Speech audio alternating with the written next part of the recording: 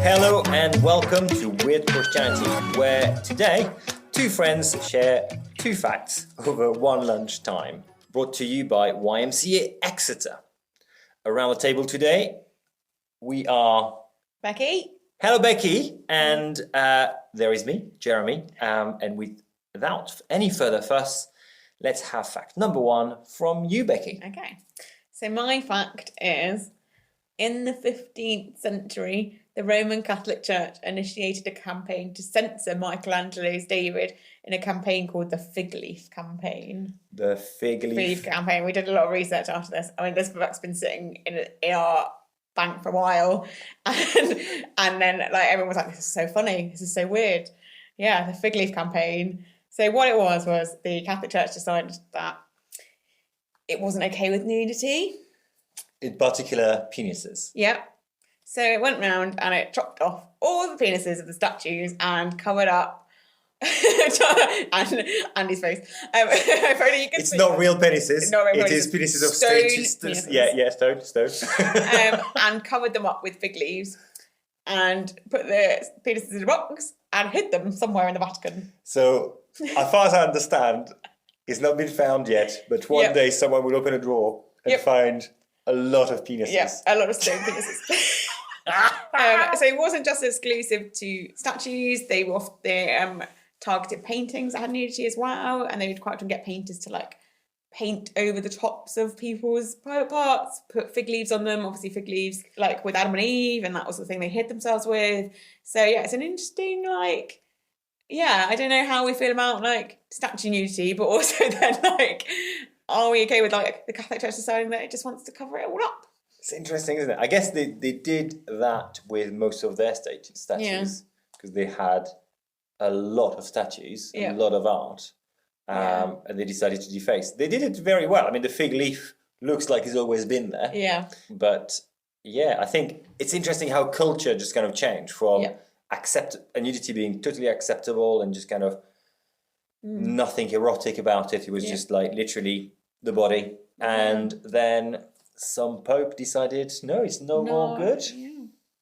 It was interesting. They only started discovering, like, particularly with paintings and stuff, they discovered it maybe more recently because they obviously started to like have this technology where you could date paints basically, and so they would literally scanning these paintings and realise that these fig leaves had been put in after they had painted the actual picture.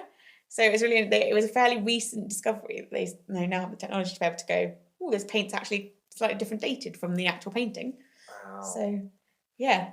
But hey, well, what is, when you came to fig leaf and fig, I had to say that my brain went to the fact that figs are not were at some point discussed as not being vegan. Interesting. Yeah. Why are they not vegan? Well, it's interesting. So the fig is not technically a fruit. Okay. It's technically a flower. Right. And like any flowers, it needs to be pollinated. Yep. And the pollinator of fig is the wasp. Okay. And to get in that very tricky flower inside, the wasp tend to take away its wings and its legs, and then goes in there and stay for a while and dies there. So it was thought at some point there were a lot of wasps stuck in there. Yep. So it was the very concept of are fig vegans, because are we eating wasp when we are eating figs? I mean, I don't really like figs anyway, but that's really made me not want to eat a fig ever now, in case I might find a dead wasp in there. It's all right. It's well within the fig by that point. Great. Yeah. Is it like part of the fig? Yeah. Is no longer a wasp. It's not even vegan. It's vegetarian. Surely at that point, it's not. They might not be vegetarian. And I don't care. Okay. I quite like figs, but I like to gross people out, and I just it has grossed me out. I mean, I try and defend all insects. That's quite a funny word, isn't it? I won't kill anything, so I will. I literally defend the insects.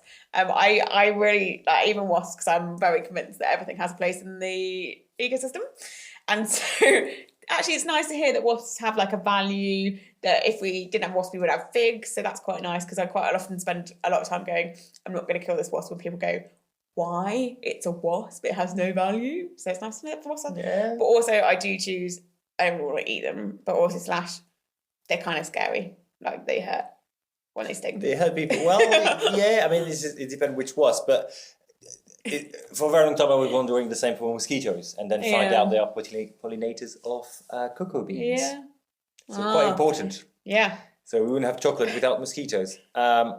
Very important there, I guess, for chocolate lovers out there. But if you're grossed out by figs, then talk about apples, because some apples are not automatically vegan. What? So yes, because when apples fall... It's a fruit. Yeah, exactly. It's just like, when you have nuts, and this packet may contain nuts for the allergy things. It just kind of seems a bit silly. But yeah, if you look at a packet of apples, you will find that it's not written suitable for vegan, because it's not always suitable for vegans, because the wax that is used around the apple to make it last is natural one, is washed away in case when it's taken off the tree, and then replaced by an insect-based wax. So you could be eating insects when you're eating apples. I think something along this line. It's either made by insects or insects. Good stuff. I was talking to someone else about eating insects today. We've gone through like a whole cycle of like who eats insects. I was in Asia and I ate a lot of insects. Really love it. I think it's great. There are plenty of people in the Bible that eat insects, so I feel like we're probably all right. We're in good company. Yeah, I mean, it's just like insects is great. I mean, if you go to Asia, they will eat a lot of ants. They will eat a lot of things like I ate a lot of locusts in Vietnam. Yeah. Really like it. Really like it. The only insects I've ever eaten is a caterpillar. There is this wonderful things. Yeah, in an African tribe, in Congolese society, there is it's very smoked, with smoked caterpillar. Oh, that is black market in Paris for black caterpillar is massive. Wow. We went from fig leaf to caterpillar and black market caterpillar. Yeah. So yeah. I thought this was going to be something about Jesus and the fig tree. To go down that is completely that is where I was going to go. So at some point, just coming back to the fig tree, there is a lot of instances where fig tree were mentioned in the Bible. So there is the incident with Jesus cursing. Well, not cursing. Yeah, it does. It's just like it dies, doesn't it? Is it cursing? Oh, I don't know. It was. Wasn't it to do with fruit? Like it didn't. I don't know. I can't. This is showing my Bible knowledge, isn't it? Yes. But I don't know if curse is the term, but he's just kind of says to the fig tree, you will wither and die. Yeah. Yeah. I mean, there's a few instances, because isn't it the fig tree that when Jonah's sitting on the hill watching over Nineveh, isn't it a fig tree that God sends behind, goes to Jonah? Eaten by a little worm. Yeah. Yeah, fig trees are quite common in the Bible, I think. Massively common. I mean, it is a fruit that is from that area of the world, and it's just like it is readily available. So I guess that's why. Yeah, it's interesting that they went for like when you are covering up statues. It's interesting that they've gone to like that of like, okay, we're going to do it in a biblical way. We're going to cover up these biblical statues in a biblical way. So we've gone to a fig tree. Yeah, but fig tree, why not vine leaves? Yeah, I thought vine leaves would probably be going that way. Yeah. But Anyway, I thought it was a very interesting fact. And I'm looking forward to the day where somebody finds the box of bits in the Vatican. I'm sure we'll be reading about that in the news. Anyway, that was your fact. So my fact was, in the 15th century, the Roman Catholics initiated a campaign to censor Michelangelo's David in a campaign called the Fig Leaf Campaign. Wow.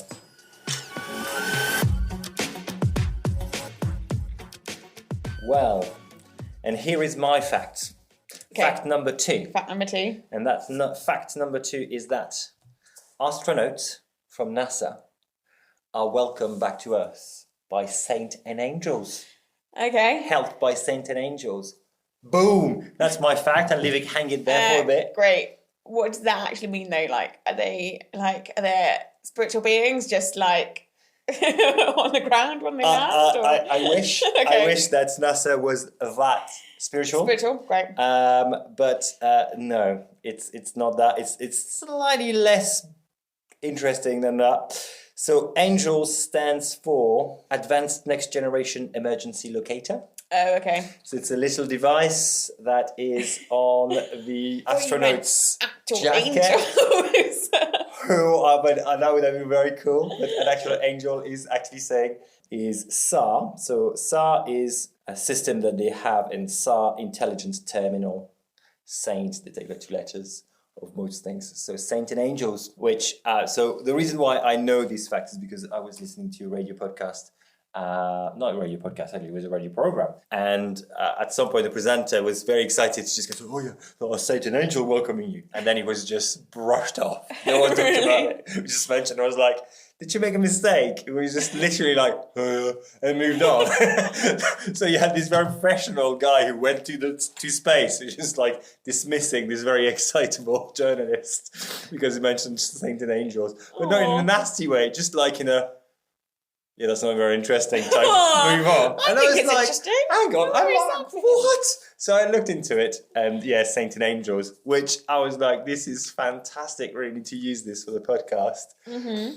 Yeah, because it was like, there was all these things about guardian angels and protective saints and things like that. So I just kind of thought, yeah, let's bring it out there. It's nice that it's like, that's the thing that locates them when they land, right? An angel locates them. An angel locates them when they land. Well, it's not an angel locates them, it's more the angel is literally crying out, I'm here!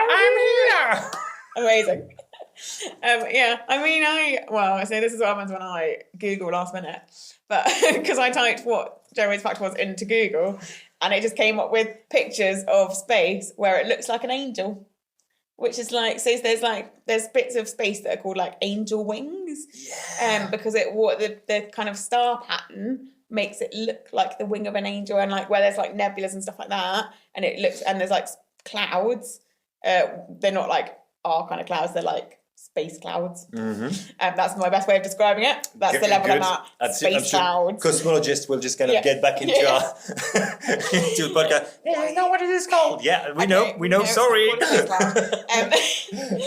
But yeah, when there's that kind of stuff, it actually made like the pattern of an angel, and like the light, like it almost looks like the light's in the center, and it's gone like fan out, and it looks like an angel. And so there's loads of these little things around space that look like saints and angels. There is the one that was used many times in preaches, where it's just like you go to the infinite of space. At some point, you encounter this massive cross-like structure made of stars and planets. It's just like, I guess it creates all those shapes that we emulate to different things. But angels, I mean, that's so cool. It's really cool.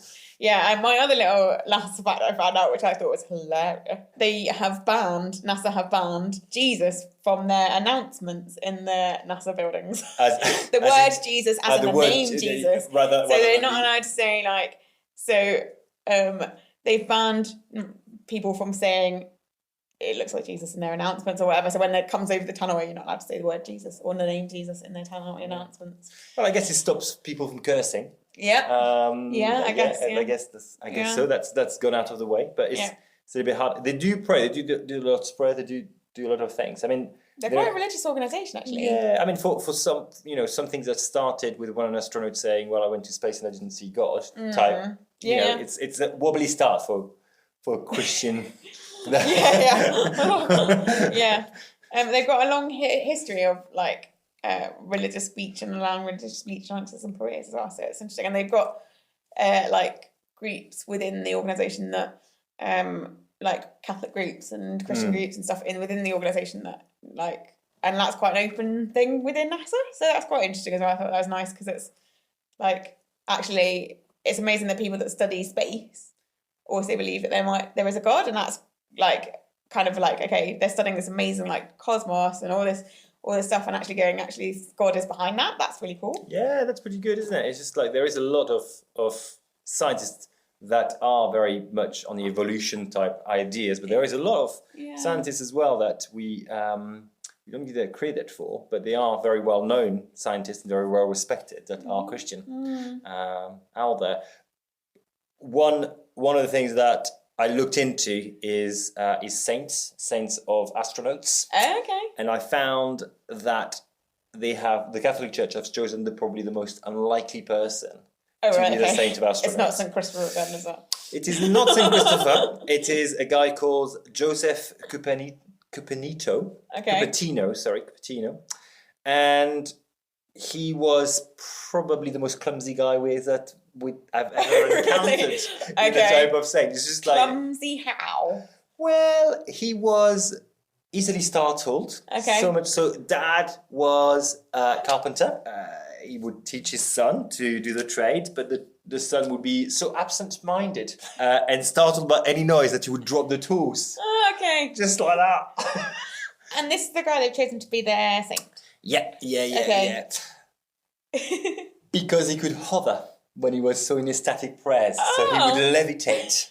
Okay. A levitating saint. Ooh. And they've chosen him because he can fly, I guess, like they fly into I think space? flying is probably not the... Okay. I don't think he was a Superman fly type thing. I think he was so...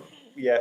But he's also the patron of test takers, and he was reputable for not being very intelligent. Okay, good. Excellent. That sounds like the kind of person that you want as a saint. But the prayer I was doing, which was quite interesting, was like, "O Saint Joseph of Cupertino, who by your prayer obtained from God the blessing to be asked at your examination only the question you knew, grant that we may, like you, succeed in the exam." So basically, he had a divine cheat. Wow. Yeah. I don't think, for those of you taking exams in the near future, I don't think that actually happened somehow. Like, I mean, you by all means ask God for help. We're not saying that. Like, remind you of what you're supposed to be writing in an exam. However, I'm not sure that he's going to give you the answer. Well, it's not that God gave the answer to Cupertino. It's just kind of he targeted only the questions that Cupertino knew the answer of. Okay. So hopefully Cupertino knew a lot of answers, because otherwise it would have been only one question in the exam, which would have been a little bit weird. Yeah, that's not how it works for those of you taking exams right now. You don't get one question and you don't always know the answer. Well, good luck to you if you're doing that. Yeah. I mean, we are quite far away from exam, or perhaps we're not. I'm not sure. It's just like there is always exam looming. But yeah, that was the guy who is patron of astronauts, but also patron saint of taste. Patron saints are a weird thing, that's what we're learning. I feel like the more we talk about them, the more we go, oh, that's very interesting, some of the patron saint stuff. Yeah, no, certainly. So that was my fact. And my fact is that astronauts are helped by saints and angels when they come back to Earth. So yeah, I will want at some point to ask NASA to send them an email to say, why did you choose saint and angel? Because surely they made it work. You know what I mean? Just like that's by design more than anything else. So yeah. Anyway, that's us. And please find us on Instagram at Weird Christianity, Weird Xenity on Twitter, and at Weird Christianity Pod on Facebook. Please don't forget to subscribe on your favorite podcast provider. And don't forget, you can find out more about YMCA Exeter at ymcaexeter.org.uk or find us on social media at YMCA Exeter. Thank you for listening. Goodbye.